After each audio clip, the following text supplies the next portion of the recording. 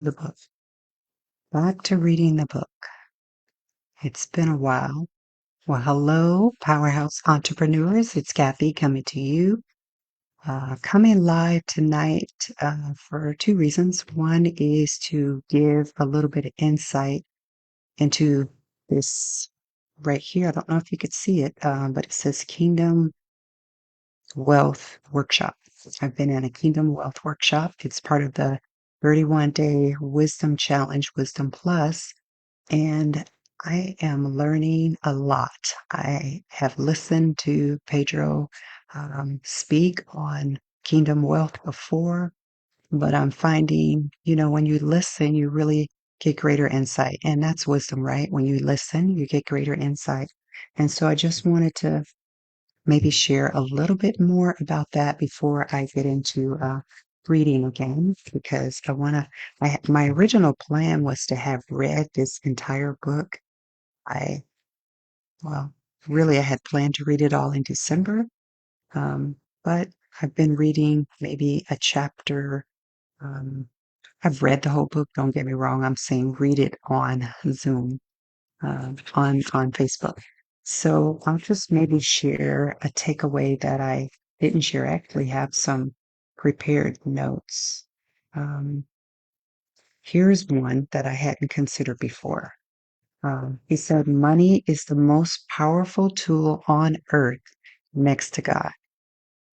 And so when he said that, I thought, powerful? Money is more powerful? Some people think, because the Bible does talk about you're either going to serve mammon or you're going to serve God, God or mammon.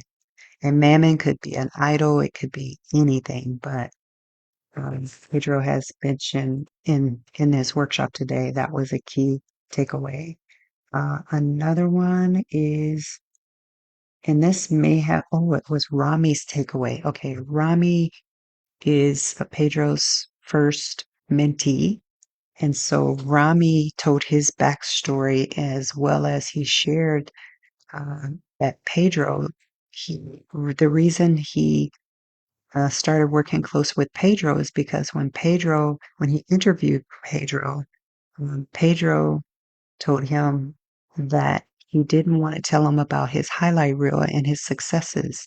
He said he wanted to share with him his failures because anybody can tell you the best parts of themselves. But it takes a real person with humility to share their scars. And really, that's a segue into what I'm going to be reading tonight in my book. The title of this is Rebuilding from the Rebel: Failure, a Gateway to Success in Business. Um, if you think you're not going to fail in business, then you might be living inside a cocoon or a balloon, because failure is a natural part of the process. It's a natural part of the business because you learn from those failures. You learn not to repeat them. You learn to tweak them to do things better. And so that's where I'll segue into the reading tonight. Rebuilding from the Rebel: Failure, a Gateway to Success in Business. Through the failures of my previous business ventures, I have gained a fresh perspective on how to approach starting a new business. I have learned that viewing every opportunity with a new lens of possibility, management, and wealth management is crucial. Before, I may have only focused on the potential returns. Still, now I understand the importance of thoroughly considering factors such as the price I can acquire the investment for, the payment structure, and the presence of a tenant. By considering these future perspectives and incorporating them into my decision-making process, I am to prevent, I aim to prevent repeating past mistakes. Basically what I said. You learn from your past failures, and that's how you learn to make things better. You learn what not to do. It is true that if we fail to learn our lessons today, we are bound to repeat them tomorrow. And I refuse to fall back into such a position of failure. With the invaluable lessons learned from my past failures, I'm eager to apply them to future investments and strategies. I'm determined to make better choices and seek out opportunities that will bring about significant growth. Merely looking at an opportunity at face value is not enough. I realize the importance of thoroughly analyzing and evaluating the potential of each investment. I understand the significance of choosing financially rewarding investments that present personal and professional growth opportunities. One of the key aspects I've learned from my previous failures also is the need to adapt a new perspective on management. In the past, I may have overlooked the importance of effective management and its impact on the success of the business. Successful management is crucial in driving growth and ensuring long-term sustainability. I have also come to appreciate the value of wealth management, both for the business and for myself. By carefully managing resources and making informed decisions about expenditures, I can navigate the challenges that arise and maximize the potential for success. The failure of my previous businesses has also taught me the significance of measuring the viability of an investment. I now understand that profitability is not the sole determining factor for a good investment. So, making money is not the sole reason for selecting the investment. Factors such as potentials for growth, the availability of resources, and the market conditions all play a crucial role in shaping a successful investment.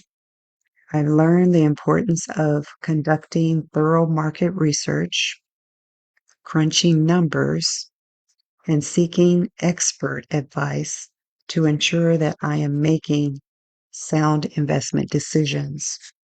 Most importantly, the failures I experienced have instilled in me a deep sense of determination and resilience.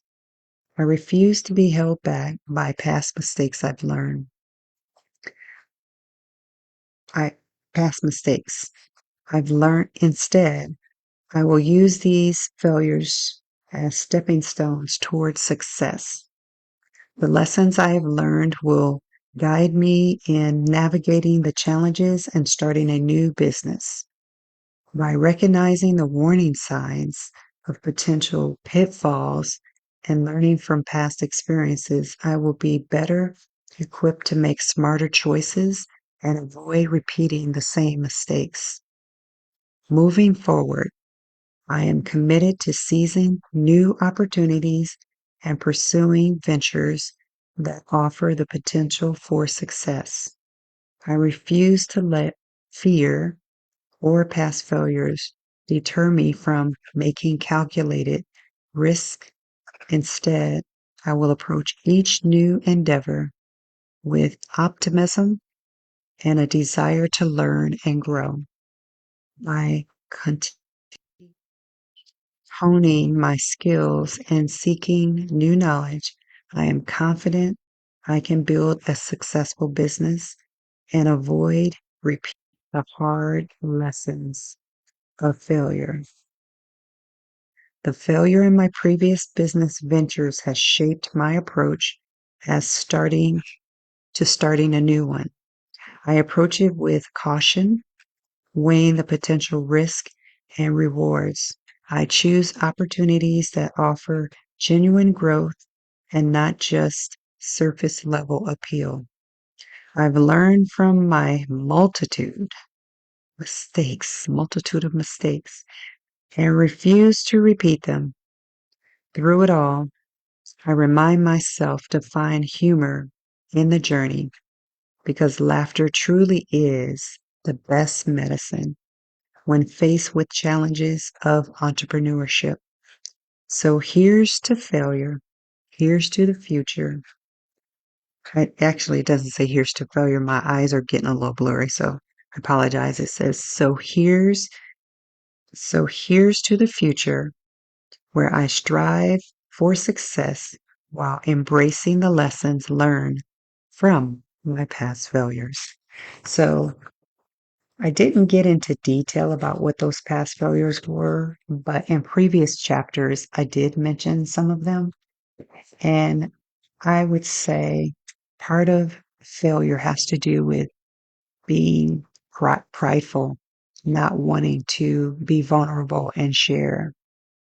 But in mentorship, like Rami was talking about Pedro, in mentorship, I think the only way for people to grow from what you've gone through is for them to know that it's not a perfect line and to share those pitfalls because who wouldn't want their person that they're mentoring to be more successful than them? And I think that's the goal in mentorship and entrepreneurship is when you're teaching, training, sharing, you want someone to go further. I know I want that for my children, my adults. They're not children anymore. I think it's interesting that we call our offspring that we call our offspring kids when they're adults. I don't know what's the right term. My adults, that's what I'll call them. My adults. I want more for my adults than I had for myself. I want them to go further in education, further in acquiring property, further in every facet of life. We want more for those who came after us because I believe it's important to leave an inheritance, right? Not just giving something of monetary value, but giving so much more, giving creative content, giving life lessons, giving all of the things that compose wealth. Wealth is not just money. So I just wanted to share that with you for tonight. And hi, Robert. I'm just riffing tonight. I did a little reading, but I think it's important to share what you've gone through in business. People need to know. They need to know it, they see the fruit, they see the successes, but they don't know the struggles, the hardships, the battles that you've gone through to get there. So find someone to mentor. And if you can't find someone to mentor, maybe someone's trying to find you. So keep your eyes and ears open because someone needs what you have. Only you can provide that for them. And so that's what I wanted to share tonight.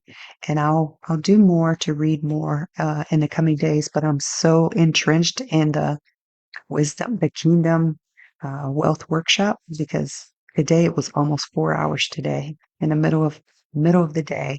But it was that intense, that intriguing, and that transformational that I will spend the next day and the next day doing the same thing because I'm not just going to consume the information, I'm going to take it and apply it. I'm going to apply it in my life. So, whatever you have gleaned from this, I hope you've learned something for yourself, for your business, and you could take that to wherever it is you're going in the entrepreneurship space. All right. Well, this is Kathy signing off. I will see you. I won't say the day because I'm not certain. It'll be after this Wealth Keys workshop. All right. Have a good night. Bye.